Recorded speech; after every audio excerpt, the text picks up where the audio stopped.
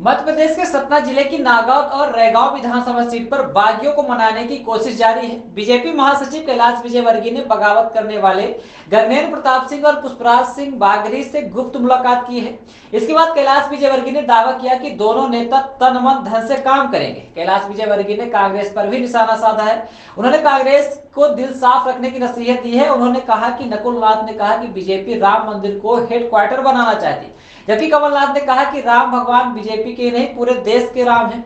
लेकिन बीजेपी कह रही है कि राम भगवान उनके हैं। इस मामले पर विजयवर्गीय ने कहा कि इसके दस्तावेज है कि सुप्रीम कोर्ट में कांग्रेस के 20 वकीलों ने खड़े होकर हलफनामा दिया था कि राम का कभी जन्म नहीं हुआ था, राम थे ही नहीं, राम काल्पनिक है, रामचरितमानस एक उपन्यास है। यह कांग्रेस ने हलफनामा सुप्रीम कोर्ट में दिया है, जिसका दस्तावेज है। यह मेरा बयान नहीं। उस समय कमलनाथ कहाँ थे? आज उनको राम और हनुमान याद आ रहे हैं। चुनाव जीतने के लिए आप राम और हनुमान का नाम लीजिए, लेकिन अपना दिल साफ रखिए। विराट 24 न्यूज के लिए सतना से संपत मिश्रा की रिपोर्ट। निधि गोपाल अरे हाँ बिल्कुल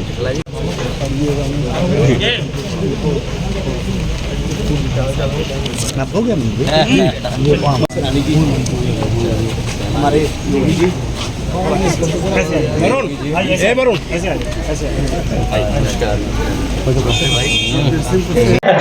कैसे भी निकल जाए। मित्रों, बहुत शॉर्ट विजिट के लिए आया था मैं। अभी सीधी सिंगरौली और आते वक्त मैंने कहा सतना में सब कार्यकर्ताओं से मिल लूँ।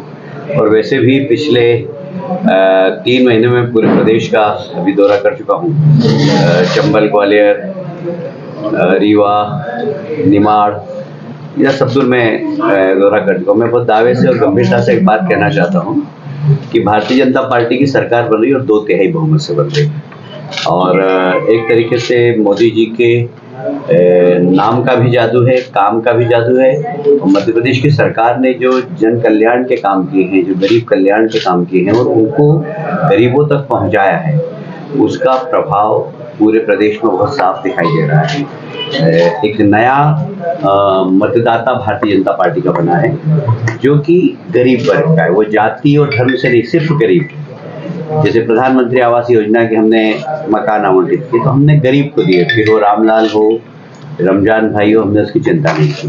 तो इसलिए जो गरीब एक बहुत बड़ा वोट बैंक है इस देश का, वो भारतीय जनता पार्टी के साथ जुड़ा है मोदी जी के गरीब कल्याण की योजना के कारण और मध्य प्रदेश में शिवराज जी की सरकार की गरीब कल्याण की योजना के कारण। और इसलिए हम लोग निश्चित रूप से सरकार बना रहे हैं। जहाँ तक सतना का सवाल है, सतना में भी अभी मेरी काफ़ी लंबी चर्चा हुई और यहाँ पर भी हम अधिकांश सीटों पर जीतने वाले हैं यहाँ पर। और ये रीवा, सतना में एक तरीके से लहर है भारतीय जनता पार्टी की और हम यहाँ अधिकांश सीटों पर जीतने वाले। आप कुछ पूछना चाहता हूँ? नकुलनाथ जी कह रहे हैं कि राम मंदिर बीजेपी हेडक्वार्टर बनाना चाह रही है, वहीं उनके पिताजी कमलनाथ जी कहते हैं कि राम भगवान सभी के हैं, पूरे देश के हैं, लेकिन बीजेपी अपना बता रही है राम को। क्या देखिए, इसके दस्तावेज हैं कि सुप्रीम कोर्ट में कांग्रेस के 20 वकीलों ने खड़े होकर हलफनामा दिया है कि राम का कभी जन्म नहीं हुआ, राम थे ही नहीं, ये काल्पनिक है, रामचरितमानस एक उपन्यास है। ये कांग्रेस ने हलफनामा सुप्रीम कोर्ट में, और ये दस्तावेज है, ये मेरा बयान नहीं है। उस समय कमलनाथ जी कहाँ थे भाई? आज उनको बड़े राम और हनुमान याद आ रहे हैं चुनाव जीतने के लिए। आप राम और हनुमान का नाम लीजिए और अपना दिल साफ रखिए। राहुल गांधी कह रहे थे कर्नाटक दोहराया जाएगा मध्य प्रदेश में, अब स्थिति यहाँ अब कांग्रेस ही आएगी, क्या कहना है इस पर आपका? देखिए, ऐसा है कि मध्य प्रदेश में कांग्रेस टेस्टेड एंड रिजेक्टेड है। 15 महीने कमलनाथ जी की सरकार रही। कमलनाथ जी ने 900 वादे किए थे प्रदेश की जनता से, 900, उसमें से 9 भी कंप्लीट नहीं किए। बड़े बड़े वादे किए, किसानों का कर्जा माफ, बेरोजगार नौजवानों को 4000 रुपये महीना भत्ता, जो सेल्फ हेल्प ग्रुप की महिलाएं उसका कर्जा माफ, जितने शिक्षक, गुरुजी, सबको रेगुलर, जो जिनके पास गया वो उन्होंने घोषणा कर दी। सर, एक भी घोषणा पूरी नहीं। सर, एक सवाल ये है कि सर, क्योंकि आप बिंदु को फतेह करने की बात कर रहे हैं, नागौद और रैगांव में भाजपा से ही बगावत के शुरू हो रहे हैं। गगनेंद्र सिंह ने निर्दलीय पर्चा दाखिल किया है। इसी तरह रैगांव में भी है जो असंतुष्ट हैं, जो टिकट वितरण से नाराज हैं, अब उनको संतुष्ट करने का प्रयास होगा। अभी दोनों यहाँ बैठे हैं, दोनों लड़ेंगे, क्या पूछ लीजिए आप।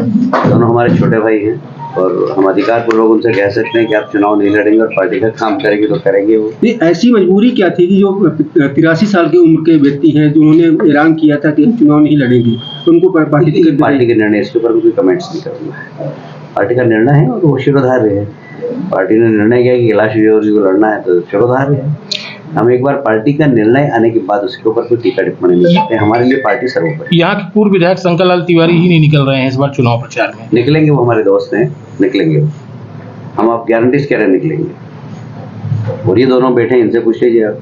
इन्होंने पार्टी कहा का काम कि करेंगे। इनका कहना ये है कि घोड़े को गधा बनाया है, तो गधा बनाने का सबूत दिया जाए। मैं ऐसी बातें करता भी नहीं और ऐसी बात इसका जवाब भी नहीं देता हूँ। पर अभी दोनों खड़े हैं, ये हमारे छोटे भाई, ये पार्टी का काम करेंगे, तन मन धन से पैसा भी लगाएंगे, समय भी देंगे, सब कुछ।